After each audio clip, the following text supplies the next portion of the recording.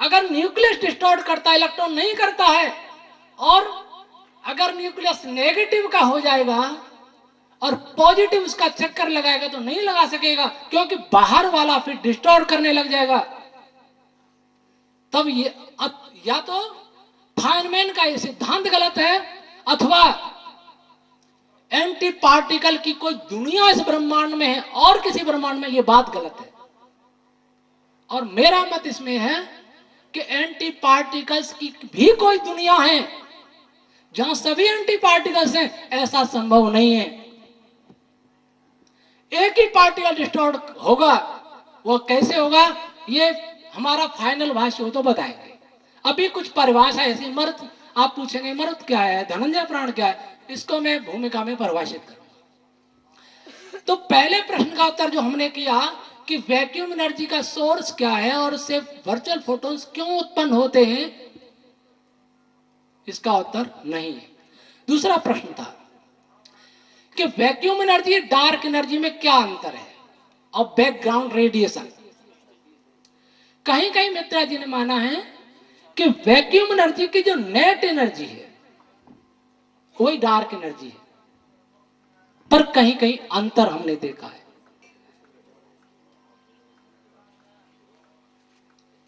Dark energy प्रतिकर्षण बल पैदा करती है, ऐसा कहते हैं, तो वो वैक्यूम एनर्जी नहीं हो सकती। स्टीफन हॉकिंस ने एक बड़ा विचित्र से उदाहरण दिया है कि कुछ नहीं में विस्फोट कैसे होता है, जैसे पानी में बुलबुले बनते हैं और फूट जाते हैं, ऐसे ही कुछ नहीं से बहुत सारे ब्रह्मांड बन गए विस्फोट होकर। ग्रांड डिजाइन में तो है ये उदाहरण। पानी में जिस प्रकार बुलबुले बनते हैं, फूट जाते हैं, उनका कोई अस्तित्व नहीं होता, वैसे ही जीरो से ब्रह्मांड बुलबुले की तरह पैदा हो गए। मैं हॉकिंस साहब तो यहां नहीं है, हमने ये प्रश्न हॉकिंस साहब को भी पूछे हैं, मैं आपसे पूछता हूं क्या बिना पानी के भी बुलबुले बन सकते हैं? क्या बिना हवा के भी बुलबुले बन सकते हैं? क्या बिना हवा के चक्रवात आ सकता है? जब कुछ था ही नहीं तो बुलबुले किस में बन गए? और दूसरा प्रश्न है, अगला प्रश्न,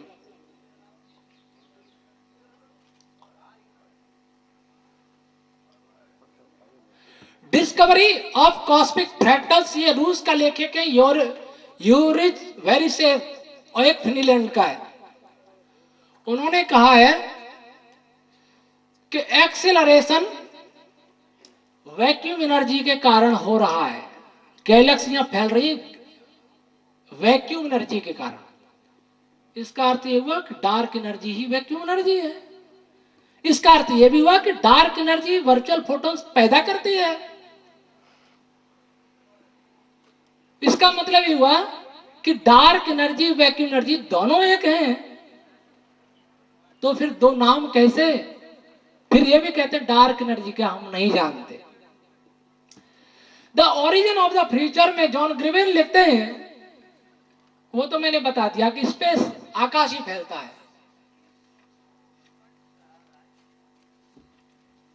और बहुत सी बातें मैंने बता दी हैं। ब्लैक होल पे कहते हैं टाइम रुक जाता है। स्पेस टाइम दोनों, टाइम रुकने का मतलब कोई क्रिया नहीं होगी, लेकिन ब्लैक होल में क्रिया होती है। ब्लैक होल में भी रेडियंस निकलते हैं, ऐसा स्टीफन हॉकिंस भी कहते हैं, उनको हॉकिंस रेडिएशन भी नाम दिया। कम निकले अलग बात। आवास मित्रा मानते हैं कि ऐसा कोई ब्लैक होल होता ही नहीं, इवेंट हॉरिजन वाला के कुछ भी नहीं निकले।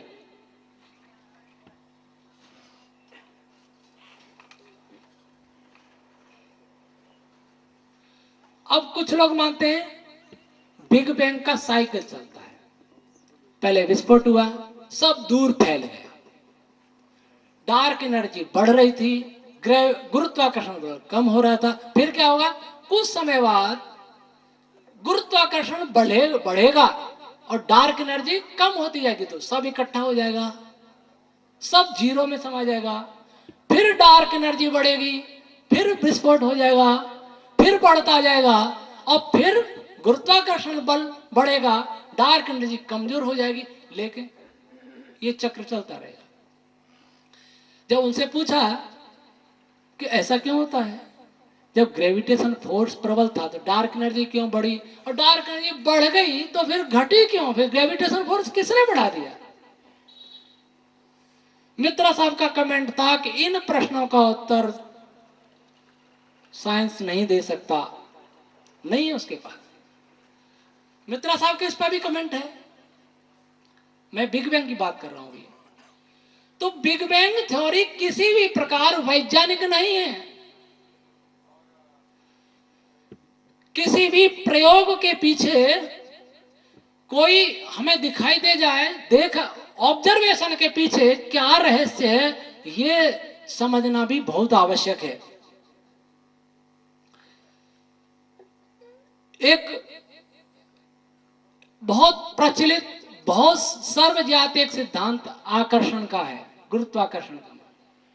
कहते हैं न्यूटन ने खोजा, हमारे यहां तो पहले से था, वो एक अलग बात है, न्यूटन का मान लेते हो। उससे पहले गुरुत्वाकर्षण बल के सिद्धांत पर इस दुनिया में बहुत सारी तकनीक विकसित हुई। पानी की टंकी छत पर रखते हैं, नीचे पानी आता है, यह भी उसी के कारण आता है। लेकिन इस तकनीक को पढ़ा अनपढ़ सब जानते हैं और प्रयोग करते हैं, लेकिन आज तक कोई साइंटिस्ट यह न जान सका कि गुरुत्वाकर्षण बल होता क्या है। अब एक नई थ्योरी आई, मास, जिसमें वजन होता है, वो अपने चारों ओर के आकाश को खींचती है। जैसे यहां एक भगोनी या बर्तन रख दी जाए, उसमें बीच में 2 किलो का बाट, उसको चद्दर से ढक दिया जाए, बीच में एक बाट डाल दिया जाए 5 किलो का, तो चद्दर झुक जाएगा। फिर यहां से किनारे पे एक गोली रखें तो वो नीचे लुढ़क के जाएगी। तो वो लुढ़की क्यों? इसलिए नहीं कि बाट ने खींची, इसलिए कि वो चद्दर झुकी हुई है। ऐसा एक नया सिद्धांत। Curvature of space is gravitation force. इसका मतलब जब यही कर्वेचर है तो इसका मतलब क्वांटम ग्रेविटी क्या है, ग्रेविटॉन क्या है। और कर्वेचर न केवल मास करता है, बल्कि फाइनमैन ये भी लिखते हैं कि कर्वेचर एनर्जी भी करती है। तो गुरुत्वाकर्षण बल क्या होता है? अगर चद्दर का ही झुकना है तो या तो ये मानेंगे कि गुरुत्वाकर्षण बल ने चद्दर को खींचा, चद्दर मतलब आकाश, स्पेस को खींचा, और स्पेस को खींचा, पटरी को खींचेंगे तो रेल वहीं जाएगी जहां खींची है पटरी। तो उसमें ग्रेविटेशन, ग्रेविटॉन जो माना जा रहा है वर्चुअल फोटोन की तरह, उस कण का रोल क्या है? वह रोल मान लीजिए ये है, इसने आकाश तत्व को खींच लिया, स्पेस को, तब तक दूसरा इसके पास कोई है ही नहीं पदार्थ। वो तो ये कहते हैं ना, एक पॉजिटिव नेगेटिव दोनों पास में आए तो वर्चुअल फोटोन पैदा होते हैं। वैसे ही ग्रेविटेशन फोर्स भी है, m1 m2 upon D square, ये इसके समानुपाती होता है ग्रेविटेशन फोर्स। m1 है ही नहीं पास में, तब भी तो कर्वेचर हो ही रहा है ना, तो ग्रेविटन तो पैदा हुआ ही नहीं, कर्वेचर कैसे हुआ? अगर दूसरा मास नहीं है तो भी कर्वेचर हो रहा है, तो दूसरा चार्ज नहीं हुआ तो भी कर्वेचर होगा। तो वर्चुअल जो पार्टिकल्स है उसकी थ्योरी तो फेल हो जाती है। इसका मतलब यह समझ में नहीं आया कि आकाश तत्व क्या है। स्टीफन हॉकिंस ये भी कहते हैं कि ऐसे एक एम थ्योरी, डॉक्टर वसंत जी चर्चा कर रहे थे, नई थ्योरी है, और उस थ्योरी के कई नाम दिए, मिस्ट्री, मिराकल, चमत्कार, रहस्यपूर्ण। एक तरफ तो स्टीफन हॉकिंस दंत कथाओं के ईश्वर के चमत्कारों का खंडन करने चले थे और अपनी थ्योरी को ही चमत्कारिक बताने में उलझ गए।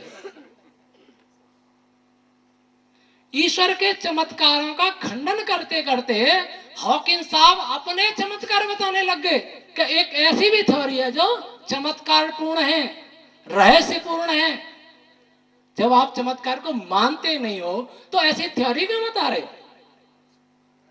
बिल्कुल साफ लिखा है, मिराकल, मिस्ट्री, और एक और नाम है मास्टर।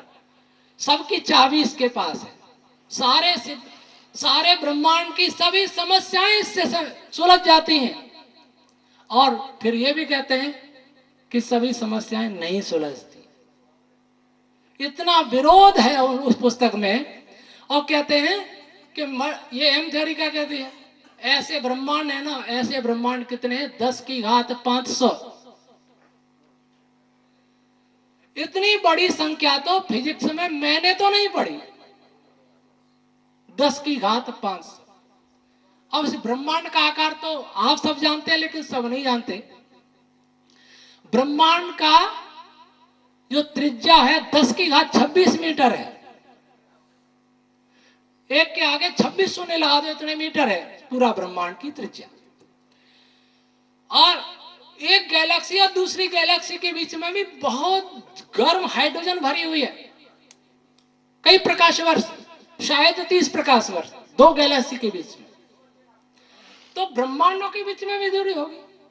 और फिर ये भी कहते हैं कि सब ब्रह्मांडों के अलग अलग फिजिकल नियम हैं। इसका मतलब हुआ कि इस सारी सृष्टि तो एक मान ले, सारी सृष्टि को चलाने के लिए 10 की घात 500 प्रकार के नियम हैं। इसका अर्थ हुआ 10 की घात 500 प्रकार के इलेक्ट्रॉन्स जैसी रचना होंगी, 10 की घात 500 प्रकार के प्रोटॉन्स जैसी रचना होंगी। कहीं ऐसा भी होगा जहां क्वार्क के बीच में ग्रेविटेशन फोर्स काम कर रहा होगा और ग्रेविटेशन फोर्स के बीच में क्वार्क जैसा बल लग रहा होगा। यह भी तो हो सकता है। क्या ऐसा संभव है? एक तरफ तो कहते हैं यह सृष्टि फिजिकल लॉज से चल रही है। हम कब कहते हैं बिना नियम के चल रही है? हम भी कहते हैं सारी सृष्टि का कुछ नियम है, बस यही कहते हैं कि नियम किसी ने बनाए हैं, यही अंतर है। वो कहते हैं नियम नहीं बनाए। रोबोट का उदाहरण दे रहे, डॉक्टर साहब बता रहे थे, रोबोट बना दिया, चला दिया, ठीक है, तो ईश्वर की क्या जरूरत है? मैं ठीक है, रोबोट तो आपने बना दिया, और आपको आप जो रोबोट खड़े हो उसको किसने बनाया? वो रोबोट तो हमने बना दिया और चला दिया, चलने लगा, कोई बात नहीं। और जिस रूप के लिए, जिस कार्य के लिए उसको नियुक्त किया है, बना है, जो उसकी कैपेसिटी आपने निर्धारित की है, उसके अनुसार काम करेगा। लेकिन हम जो रोबोट है, जो हमें रोबोट बता रहे हो, तो हमको भी स्टीफन हॉकिंस ने बनाया गया, या स्टीफन हॉकिंस रोबोट है, उनको किसने बनाया? एक बार शुरू कर दो, चलता रहे, ठीक है, एक बार शुरू तो करना पड़ेगा। आज तक किसी रोबोट ने रोबोट को बनाया क्या? आज तक किसी कंप्यूटर ने किसी कंप्यूटर को बनाया क्या? मैं जब 11वीं का विद्यार्थी था, उस समय मैंने सृष्टि उत्पत्ति और ईश्वर सिद्धि पर 15 पेज की कविता लिखी थी। और उस समय मैंने जो नेबुला से कैसे, जैसा मैंने उस समय सुना था, उस पर सारा लिखा था, जीवात्मा शरीर कैसे बना। अंत में कमेंट दिया, विचार करें यदि इस जग पर तो यंत्र समान जान पड़ता, किंतु बंधुओं स्वप्न में भी क्या ऐसा यंत्र भी हो सकता? किसी धातु के अणुओं ने मिलकर के पुर्जे बना लिए, पुर्जों ने मिल फिर आपस में अद्भुत यंत्र रचा दिए। यदि यंत्र नहीं है हो सकता तो जग को कैसे मान लिया? हे बंद मुझे यह बतला दो, या फिर ईश्वर क्यों इनकार किया? ये 11वीं कक्षा का छात्र था जब ये 15 पेज की कविता लिखी। और आज भी वह प्रश्न है, रोबोट को हम बना सकते? उन्होंने जीवन का एक फॉर्मूला एक मैथमेटिशियन का ले लिया है, वो तो हास्यास्पद है, बताने में भी कोई मतलब नहीं है। वो कहते हैं कि हम सारे नियम बता सकते हैं, रोबोट कहां जाएगा, क्या करेगा, बता सकते हो। बिल्कुल ठीक बात है। ये चिड़िया उड़ के कहां जाएगी 2 मिनट बाद, क्या ये भी बता सकते हो? ये चींटी कल कहां रहेगी, क्या ये भी बता सकते हो? तो कहते हैं ऐसा नहीं बता सकते। क्यों? कि मस्तिष्क में ट्रिलियन ट्रिलियन ट्रिलियन पार्टिकल्स हैं। जब 4 पार्टिकल्स का रहस्य हमारी समझ में नहीं आता तो ट्रिलियन ट्रिलियन ट्रिलियन पार्टिकल्स को कैसे समझ पाएंगे? तो आप कैसे कहते हो हम सब जानते हैं? हम फिजिकल लॉ एक जान लिया तो उससे सब बना जान लेंगे। जब ट्रिलियन ट्रिलियन पार्टिकल, तो इसके अंदर भी है। इसके अंदर का पार्टिकल नहीं है, संरचना में तो भेद है। क्या इसको जान लिया? फाइनमैन को पढ़ो तो अंतिम स्थिति में जाकर के कहते कि हम इसको भी नहीं जानते, इसको भी नहीं जानते, इसको भी नहीं जानते। हम ग्रेविटेशन फोर्स का उपयोग कर सकते हैं लेकिन ग्रेविटेशन फोर्स की उत्पत्ति और स्वरूप को नहीं जानते। हम इलेक्ट्रोमैग्नेटिक फोर्स का उपयोग कर सकते हैं लेकिन उनके स्वरूप और उत्पत्ति को नहीं जानते। हम वीक फोर्स को प्रयोग कर सकते हैं, देख सकते हैं, लेकिन उसके स्वरूप और उत्पत्ति को नहीं जानते। हम बल की उत्पत्ति को नहीं जानते, बल के स्वरूप को नहीं जानते। हम मास की उत्पत्ति को नहीं जानते, मास को नहीं जानते। मास के विषय में कई वर्ष पहले डॉक्टर आभास मित्रा जी से मेरी चर्चा हो रही थी, तो उन्होंने कहा मास के लिए आप मैक्स जेमर की पुस्तक कॉन्सेप्ट ऑफ मास पढ़ें। मैंने उनके अनुसार बंबई में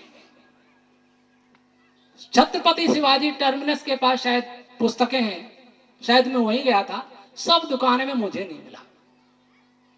मास भी कई बेयर मास अलग हैं, इफेक्टिव मास अलग हैं, अलग अलग क्वार के अलग अलग कणों में अलग अलग मास है।